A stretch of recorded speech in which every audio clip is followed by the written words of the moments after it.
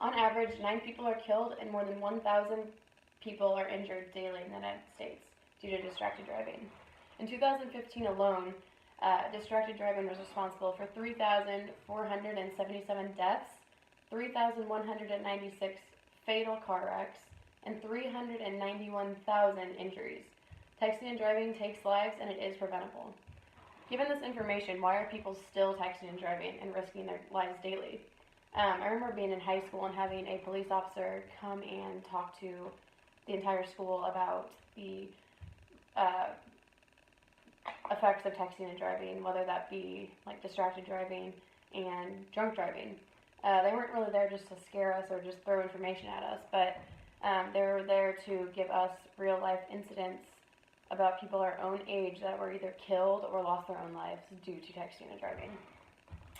I remember this one specific story he told us, and it was about a girl that actually went to our high school years before me, but she and a friend were driving home. It was her 16th birthday, and she got T-boned because the other teen was texting and driving and missed the red light. Katie actually died hours later at the hospital, but the teen that was texting and driving had what we call inattention blindness. And what inattention blindness is also known as perceptual blindness. It's the psychological lack of attention that is not associated with any kind of vision defects or deficits.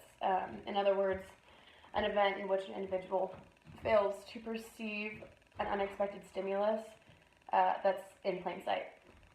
A lot of the time in accidents involving distracted driving, the individual is experiencing inattentive blindness, which leads them to cause impact with another driver.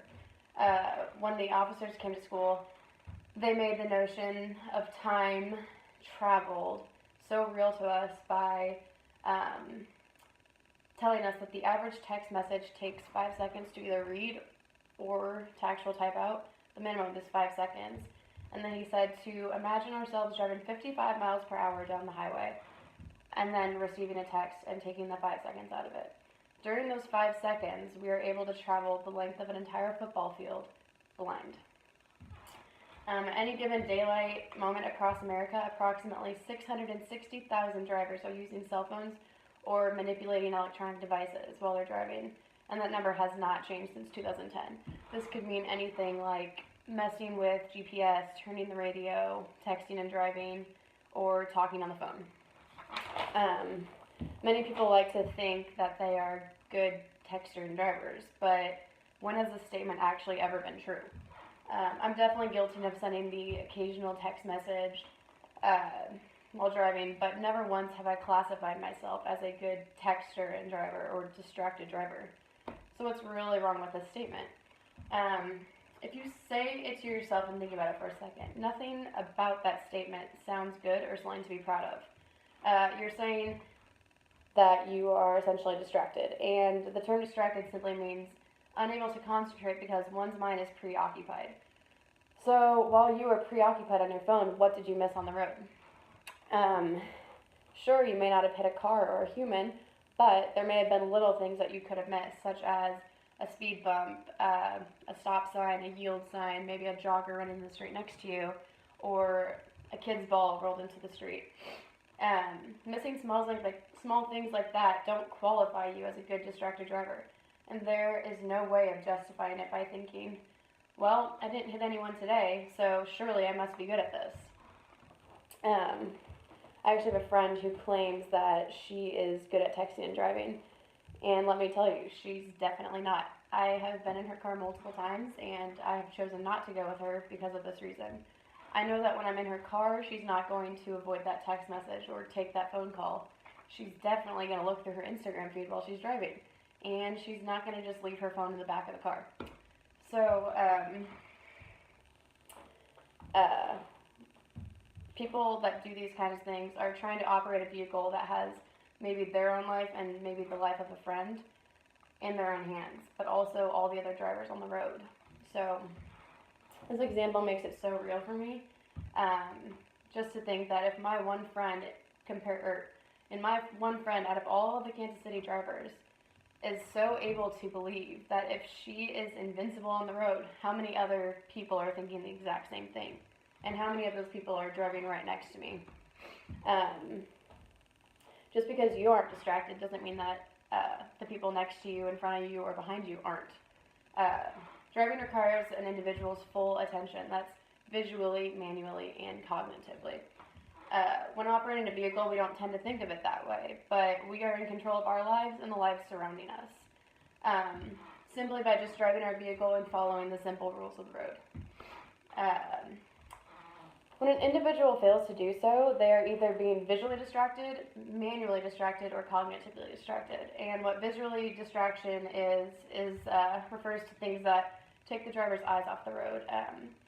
That could be changing the radio station, texting, driving, or messing with the GPS. Manual distractions are similar to visual in a way that it refers to the driver actually taking a hand off or both hands. In this case, we have friends that like to drive with their knees, but really that's just a manual distraction and you're doing something else like eating or talking on the phone. Okay, and then a cognitive distraction is a distraction that keeps your mind being focused during driving. This could be something simple as remembering if you locked the front door. Have you ever found yourself driving and thinking about something for so long that driving actually escapes your mind and you can't remember if that light you just went through was green, yellow, or red? Distractions can come from anything that creates a barrier from our ability to focus on driving and only driving. So how can we prevent this? I actually had a professor who would always say to the class before he left, "Your generation's always texting and twiddling. Why do you guys always have to text and drive? When I get into my car, I'd put my phone in my trunk and I don't see it until I park my car and it's turned off. And I quite frankly have no one that I'd be wanting to talk to while I'm driving." As ridiculous as it sounds to have our phones out of reach, it really is the only way we can get people to avoid reaching for their phones constantly. And not like by even having the option to. The best way I think that is more attainable is through education. If you were to Google distracted driving or texting and driving, you will get over 5,950,000 results. Many of those being video incidents, news reports, or deaths. Seeing real-life examples is really the only way to educate not only teenagers but also adults of the reality of distracted driving and what can actually come from it. One specific example that I remember from high school was a video of 3 Australian teenagers who made a mock trial of an actual car wreck due to texting and driving. And in this video, it shows 3 teenagers crowded around the phone that is being held by the driver. And before they have a chance to even correct their movement, their car has already veered into oncoming traffic, and the friend looks up and the 2 cars collide. I think the best thing about the video is how real they made it and how scary it actually is. The 2 cars collide and the 2 front seat people hit their faces on the window, and it shows the car flipping and just all the reality of what actually happens in a fatal car crash. So really, the next time you go to reach for your phone, think to yourself, is it really worth it? Is your life really worth a text message? Thank you.